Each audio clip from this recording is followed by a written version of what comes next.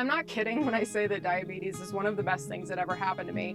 And the reason that I say that is because diabetes gave me a framework through which I can process my trauma. And thanks to my diabetes diagnosis, that's when I realized and was able to connect the dots between the trauma that had happened in my life and how I was going through and coping. And my coping mechanisms were eating and drinking my feelings. And honestly, that's probably one of the reasons that I got this diagnosis to begin with. One of the reasons I love skydiving so much is it gave me the freedom to just experience the present moment instead of being tied up in client emails and deadlines and stuff like that. In the 4 years that I was a competitive skydiver, 23 of my friends died, and my coping mechanisms were jumping into a pint of Ben & Jerry's for breakfast or sticking a straw in a bottle of wine and calling it good and claiming it as my own for dinner. So my stress is where my disease came from, I believe. When I was diagnosed, I was leading email marketing for NBC Universal, and I got diagnosed with type 2 diabetes the week before fall premieres. So if you know anything about the entertainment industry, or if you like watching TV, you know how much we like to tell you that your favorite show starts on Tuesday. 4 factors that affect your blood sugar. The first one is the food you eat, how you move your body, the medications you take, and your stress. So I took to the first 3 right away. I'm a people pleaser and I love earning gold stars, so I channeled all of that energy into being the best diabetes patient my doctor's ever seen. And in doing so, every day I woke up and I would check my blood sugar and I would look at it, and if it was high or low, I'd just scan those 4 boxes. I'd say, okay, what did I eat? Did I move my body? Am I taking my medications? How's my stress? Whoops. It was super stressful, and one of the things that I had to do was take a good hard look at where my stress was coming from, and that was my career. So I joined my friend's startup, which was rooted in women's empowerment and social justice, and I was like, awesome, I'm making the world a better place every day when I wake up. At least maybe now the stress will be worth it. That was cute. I made it like 95 days on that job. I started having panic attacks every day, and I quit. I didn't have anything else lined up. So 4 days after I quit the second job, I found myself doing a training hike, and I was in San Diego on the top of this mountain, and I realized I'm not freaking out. And I should be. Like, I'm a newly diagnosed diabetic. I just quit a really cushy corporate job. I joined my friend's startup and left it.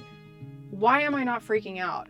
And it was in that moment that I realized that I was hiking my feelings instead of eating and drinking my feelings. It's so important to realize that the things we've survived, like my worst day of my life, may be very different from the worst day of your life, but ultimately, we've all experienced stuff that's hard, and trauma is not a competition. So diabetes was a blessing in that it helped me get my physical health under control, but also my mental health.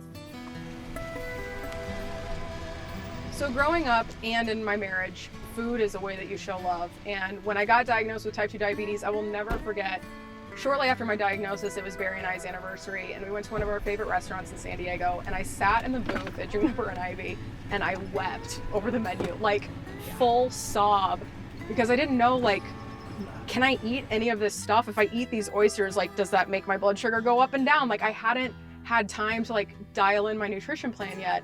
And it was just so overwhelming. So for the first couple weeks after the diagnosis, I was crying in restaurants, I was crying at the grocery store, like I was just a mess because I didn't know what was happening. One of the most important parts of being in a relationship with somebody with a chronic illness, especially one like type 2 diabetes, is support. And I'm so grateful and so blessed and so lucky that my husband jumped right in with me.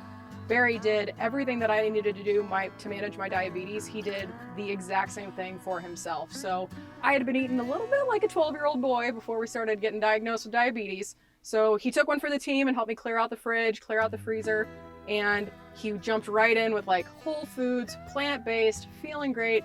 I honestly don't think that I would have been as successful as I am and as I was in my initial efforts to manage this disease if I didn't have the support of my husband. We've got 40 something in here. What do we got for We got tape to ship, we got boxes, we got packing materials. Stickers? We got stickers, we got postcards. Okay. We got business cards. Okay. What you got? Got your backpack. Okay. Got your backpack packed. Backpack.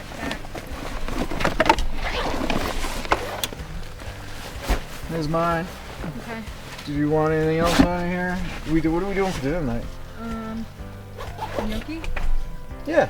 All right. So we're good then. Yeah. Make dinner.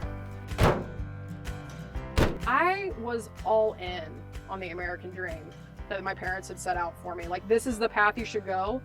I blazed that path. I was like, okay, I got my 6-figure salary. I got a sweet house in San Diego. And I realized like it was in the backcountry with just a backpack on, eating food out of a bag with my husband by my side. Like that is happiness. That is abundance. That is wealth. Like 3 years ago, I got diagnosed with diabetes. Now I live in the mountains in a van, and I'm getting ready to go tour the country again to share the story of how hiking helped me heal my mind and body. And to be able to see the joy and this like return to like childlike playfulness out in nature is really the thing that just fills up my cup. I mean, going around the country, living in a van, managing type 2 diabetes, none of this is easy, but it's all worth it. Every time somebody comes up to me and is like, hey, me too, thank you.